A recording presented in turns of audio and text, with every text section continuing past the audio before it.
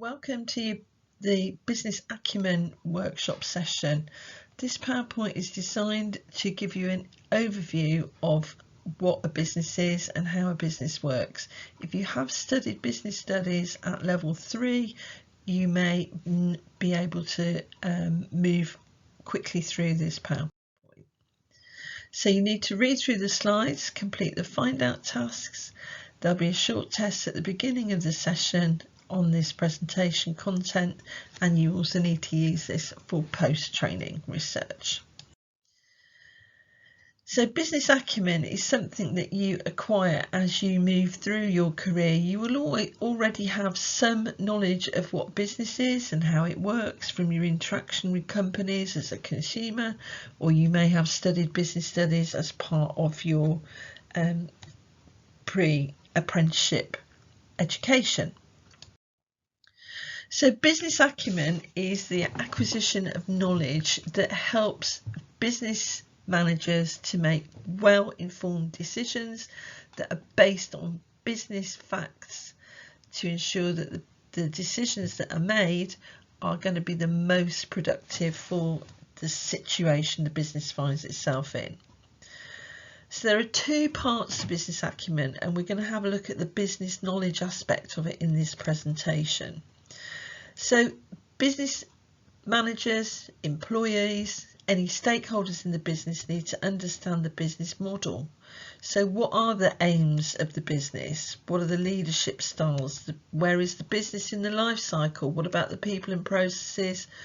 What about the legal structure of the business and how it's financed, and where is it in the market? And then secondly, need to understand what it is the customers want. There is a lot more training input on this in the post-training activity. This is just an introduction so that you have got some knowledge to bring with you to your training session. So as you're going through this presentation and your course, think about why there are common aspects of business acumen knowledge that you can collect as you're moving through your career and apply to new business situations. And what does this tell you about the benefits of being able to recognise these key business models now at the start of your career? So the basic principle of business is this economic conundrum in that there are finite resources. There's not enough to go around, or scarce resources is the economic term that we use. So this may be land, it may be the labour, it may be the capital or money, or it may be the management skill to take those resources and turn them into a good or a service. And that has to be balanced with the wants of consumers, the wants of business, the wants of government. Because the resources are scarce, choices have to be made. This concept of opportunity cost, the cost of the next best alternative foregone. So in other words, if you choose A, you may get the benefits of A, but you have missed out on the potential benefits of choice B if you had made that instead.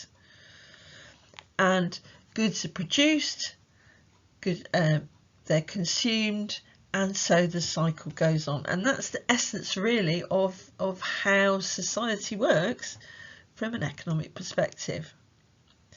So think about for yourself, as an apprentice, you have made a choice to do an apprenticeship rather to go on to university or just go directly into the workplace.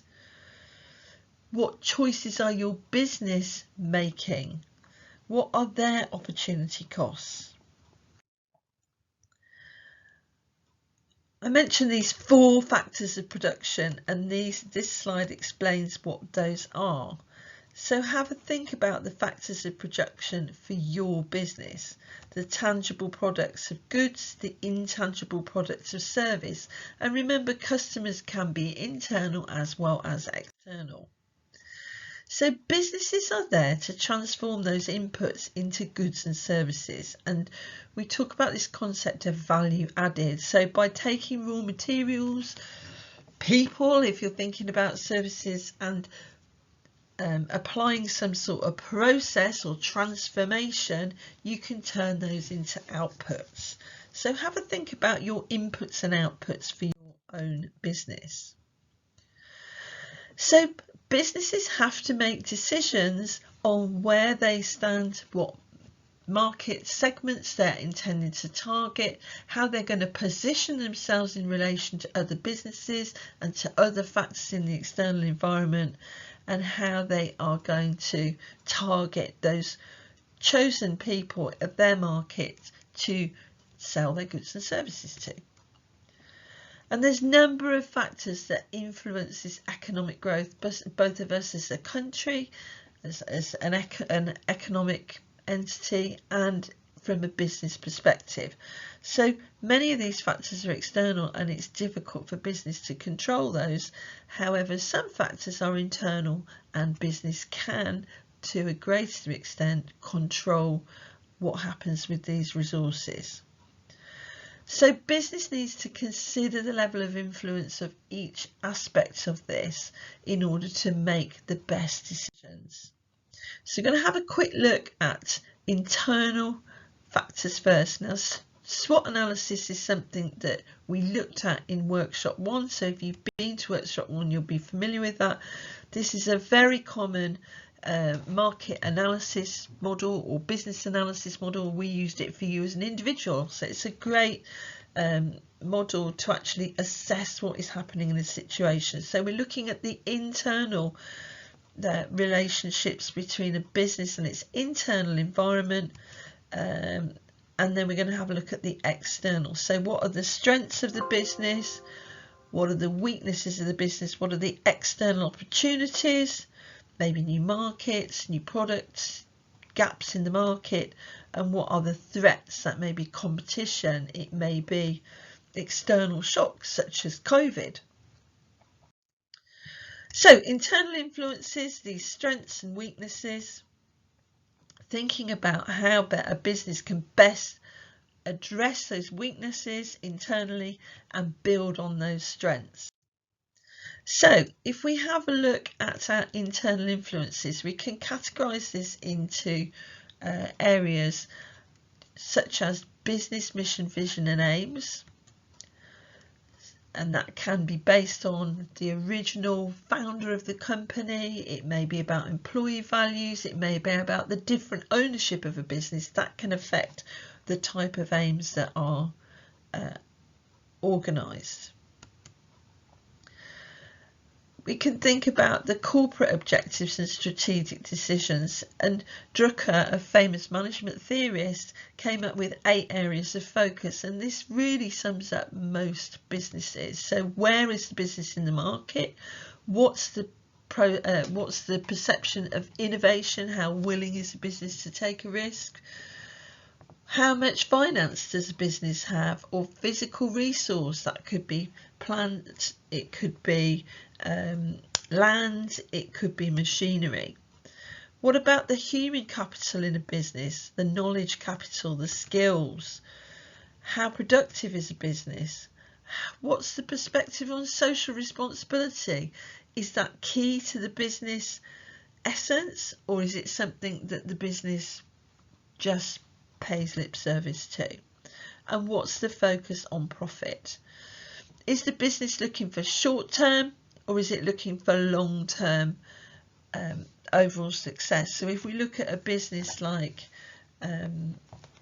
House of Fraser, which is finding itself, or Debenhams, which is finding itself in a really difficult position at the moment, objectives may tend to be more short term rather than long term, because the focus is about surviving. So this slide shows you how aims underpin all of the other target-driven activities that a business has. So the corporate aims, those high-arching, this is where we want to be, that drives the mission of the business. That will then in turn set corporate objectives, these SMART targets at the top of the organisation. This is how we're going to reach our aims, and these are then diluted down at departmental level or functional level. So in your job role, you will have personal targets set based on those overall corporate aims. So what are you as an individual going to contribute to the business in order that you can achieve the overall aim of the business? And this all drives the business strategy. How are we going to get there? What are the day-to-day things that we're going to do in order to be able to achieve our overall aims? So this slide covers the difference between aims and objectives and strategies. And I would like you to have a think about and find out for you for the session next week, if you can, a business aim or objective that you believe links to your job role. We can think about the actual ownership of a business. So business can be put into two categories. It can either be in the private sector, so that can be incorporated, unincorporated or not-for-profit, and there's slides to explain what those terms mean in a moment. Or it can be the public sector. So private sector, this is where it's run by private people. It's usually to make a profit, and most of UK industry is in this sector. Or it could be public sector. So a lot of education is public sector, and this is about a service and running something for the greater good of society. So the police, the fire service, that sort of thing. So find out which sector your business is in. Are you private or are you public? So private sector can be split into this incorporated, unincorporated aspect. Find out what type of legal structure your business is. And this unincorporated, it just means the business and the owner are one. So the business has no separate identity. So therefore the business owner is responsible for all of the business debts. In an incorporated business, it means the business has been created in a as a thing. So it has its own legal identity, and this has this concept of limited liability. So it means that the owner is not personally liable for the debt of the company. So that makes it a less riskier option for an individual, but potentially less personal financial gain. And not necessarily, if we look at some of these big companies, there's an awful lot of money to be made. We can think about business performance levels. We can look at how efficient a business is, how much business is outputting, how much business is making, so delivering service, producing goods and goods. What about the leader? Is it a new leadership? Maybe it's a takeover or a merger, or is it established? Find out for your own business, who is the boss? How long have they been there? Where have they come from? What's their history? What style of leadership do they have? And what about the culture of the business? What does it feel like to work there? What are the sort of things that you're expected to do? How are you expected to behave in your workplace? It may be very, very formal. It may be very informal. If it's a small company, you may work directly with the business owner. I would like you to find out what productivity targets you have for your own job and have a think about how that links to the overall output of your company. So leadership styles, this is a topic on its own. You could spend a whole 3 years looking at leadership styles. We have 3 minutes. The thing with leadership styles is you can try and categorize people, and I've given you an example here of Tannenbaum and Schmidt. I like this model because you can see how much employees or subordinates participate. So see where you are on the spectrum in your company. How much influence do you have over decisions?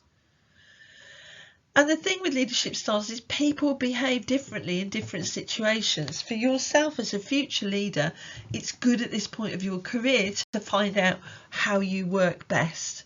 So explore, find out, try out things. Okay, that's the end of session part 1. So if you make your way on over to slides part 2, we'll look at finance, marketing and external influences.